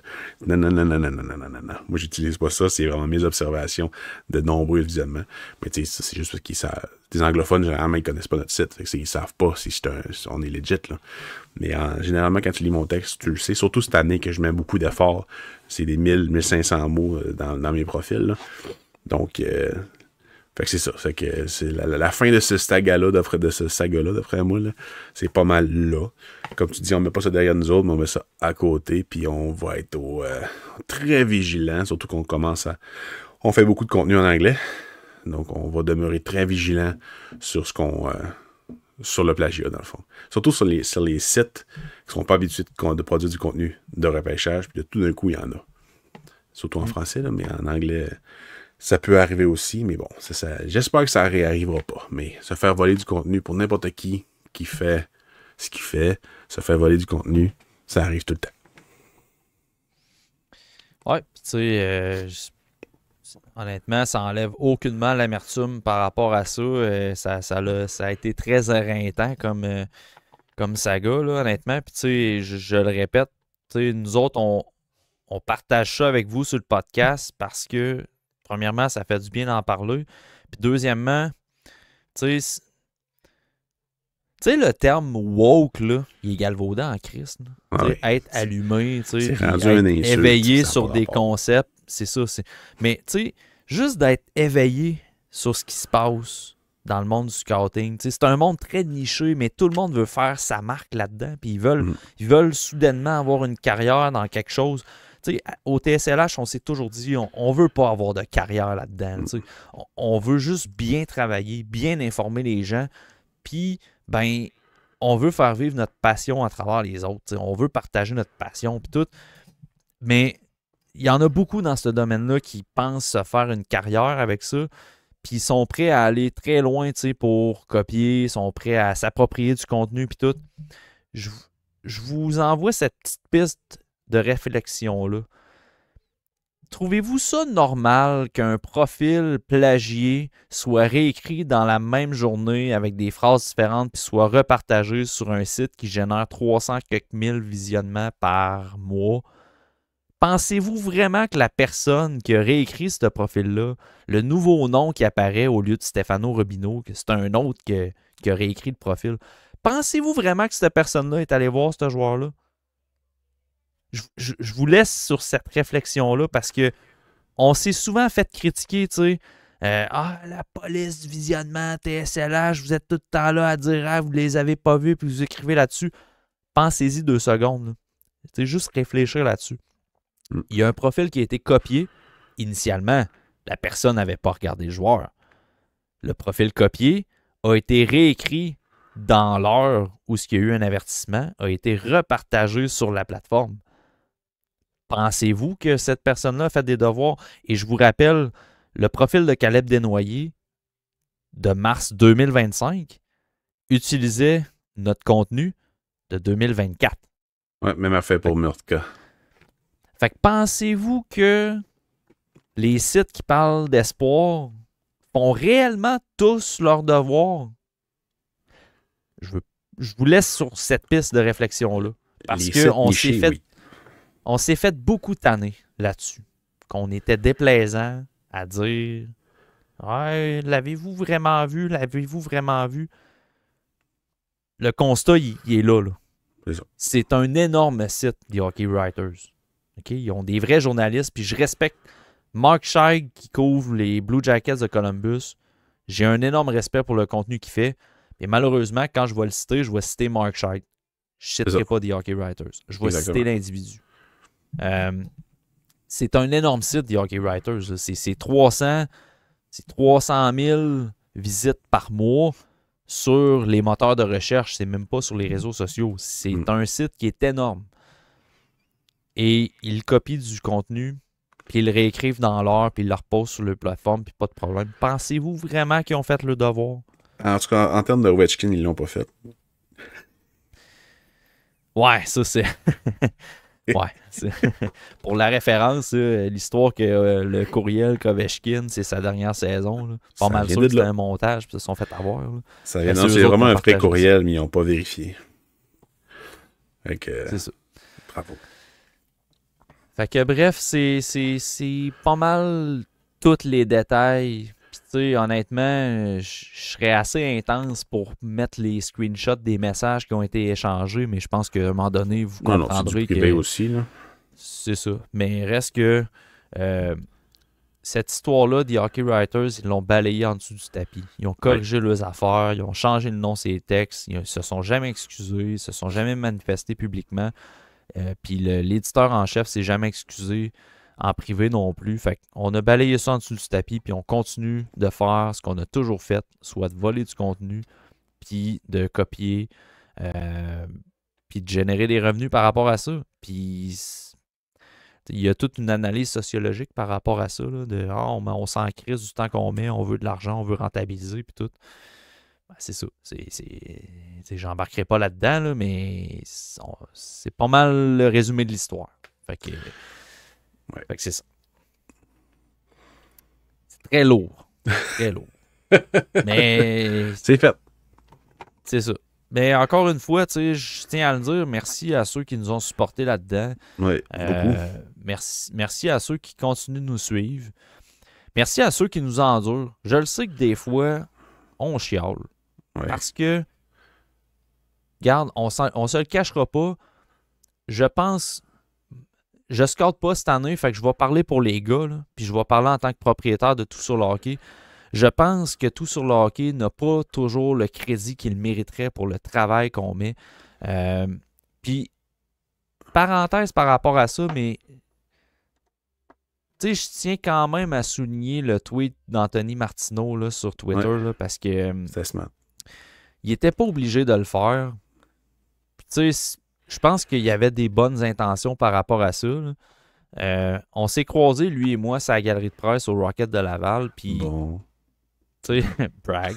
Brag. Puis tu sais, j'y expliquais la réalité, c'est que moi puis Jess, on a des emplois, puis moi, je me suis tapé l'aller-retour de Québec jusqu'à Laval, puis à revenir, tu sais. Après le scrum, moi, j'ai pris mes affaires, puis tu sais, je repartais à Québec, me taper 3 heures de route, puis parce que le lendemain, mes filles, tu sais, ils veulent voir leur père à la maison, tu sais. Fait que pour moi, c'est important de faire l'aller-retour, puis être là pour la famille, puis tu sais, Anthony l'a bien écrit sur Twitter, tu sais, qu'on fait des sacrifices. Puis Jess on s'en est parlé, puis ce mot-là, on l'utilise pas vraiment, là, mais tu sais, c'est carrément ça. C'est des sacrifices qu'on fait pour informer les gens, pour offrir du bon contenu, puis on retire même pas de salaire de ça. Oui, je suis propriétaire du site, je me verse même pas un salaire. Je vous mettrai mes budgets à l'écran, puis vous le verriez. Là, je m'en verse même pas de salaire avec ça. Là. Fait que tu sais, je suis pas gêné de le dire. Là. Mais tu sais, c'est ça, c'est des sacrifices, c'est l'effort, puis ça. Fait que vous comprenez, oui, des fois, on a l'air chialeux un peu, mais je pense pas qu'on reçoit le crédit toujours de ce qu'on fait. Puis quand il arrive des petites affaires de même, puis des grosses affaires de même, comme le plagiat, ben, vous comprendrez que c'est sûr qu'on va sauter aux barricades. Là. Ça, c'est certain. Là. Puis il y en a qui n'aiment pas ça. Il y en a qui aiment ça nous appeler les TSLH Warriors qui vont venir chialer sur mes posts, puis blablabla. Là. Ben oui, c'est parce que on en met du temps. Puis on sacrifie des affaires pour offrir ce type de contenu-là. Fait que de se sentir dénigré, de se faire copier, mais de se sentir dénigré, puis de se faire dire genre, ben, tu sais que vous dites là, vous n'avez pas raison, c'est moi qui ai raison. Puis c'est pas une question de savoir qui a raison, c'est de la façon que tu le fais, tu dénigres le temps qu'on met, puis c'est sûr qu'on le prend personnel. Fait que tu sais, avec les années, on a appris à se réguler, là, à se tempérer un peu là-dedans, là. Mais tu sais, c'est juste pour vous mettre en contexte que c'est sûr que quand il arrive des affaires de même, ça vient nous chercher pas à peu près. Là, t'sais. Non, exact. Et probablement que si le plagiat avait été sur un de tes textes à toi, t'aurais moins pogné. Et Matt, c'est un gars de gang. C'est un gars encore plus protecteur envers le monde qu'il aime que lui-même, sa propre personne. Donc, il y a ça aussi, puis merci d'être allé au bat pour ça, Matt. C'est vraiment apprécié, puis je pense que tout le monde le voit aussi, ça. Que t'es un leader, puis que tu protèges ta gang. T'es là pour nous autres. Ah, merci de le souligner. Ça me touche, puis honnêtement, ça me touche. Puis vu que ça me touche, puis que ça vient travailler sur mon volet émotionnel et personnel, ben je vais y aller d'un gag. C'est que, tu sais, moi, je le sais qu'au baseball, quand j'arrive au bat, je frappe un circuit, fait que... fait que c'est sûr que je vais y aller au bat, là. C'est pas vrai, je frappe même pas de circuit en plus. Je frappe des doubles, puis des où petits tu veux. J'étais un Ichiro Suzuki du baseball, moi, là. Ça, les gens ne savent pas, là. Matt, c'est un athlète. Moi, ne le savent pas, mais c'est un athlète au baseball. Ouais, Chris, un athlète au baseball. Un athlète qui a hâte de boire de la bière après la game. Ouais, c'est ça le baseball. Tu dis ce que tu veux, c'est comme le golf. Exact. Hey, fait que d'habitude, les podcasts, ils ont des... j'aime reprendre l'expression de tellement hockey. Puis d'ailleurs, on salue notre nouveau membre Patreon, Marc-Antoine Godin. Merci beaucoup de t'être abonné à notre On l'aime, contenu. Godin. Très, très agréable à discuter. D'ailleurs, j'étais content de pouvoir enfin lui serrer la pince en personne. Mais non, le chit-chat, comme dirait Alexandre Coupal de Tellement Hockey, le chit-chat, d'habitude, c'est au début de l'épisode, puis là, on l'a fait à la fin. Fait que c'est correct. Le monde qui aime pas ça, le chit-chat, là, ils ont pu couper à 1 heure, puis that's it, là. Exact. Exact. Good. Fait que bref, merci beaucoup à tout le monde encore une fois. Puis on a plusieurs épisodes qui s'en viennent sur le repêchage également. Puis pour faire du pouce sur ce qu'on a mentionné sur le Patreon, on va vous tenir au courant des développements. Mais honnêtement, vous ne serez pas perdants. On va être là. Au contraire, ça risque même de vous coûter moins cher pour autant de contenu. Sinon plus. Fait que on veut vraiment simplifier la patente, mais vous envoyer autant de contenu si on peut. Des petites surprises aussi pour le guide qu'on a bien hâte de vous parler. Qui s'en vient dans... Ouais. Carrément pas long. On a effectivement une belle surprise pour le guide, mais on peut pas l'annoncer parce que j'aimerais ça que ça vienne de lui-même. Mais bref, on a des belles surprises pour le guide. Fait que... L'archie de retour! L'archie va faire une quote sur Eric Brandstrom en Suisse. Yes! La grosse surprise. Le retour de l'Archie. Kotkaniemi puis Brandstrom, let's go. Hey, on vous retient pas plus longtemps sur nos sur pas nos ébats, là. Je cherche le terme, là, mais c'est pas clairement pas nos ébats, mais bref, sur nos discussions qui vont de tout bord, de tout côté, là. Mais merci beaucoup d'être là, puis on se revoit dans un prochain épisode du TSLH Podcast. Salut tout le monde.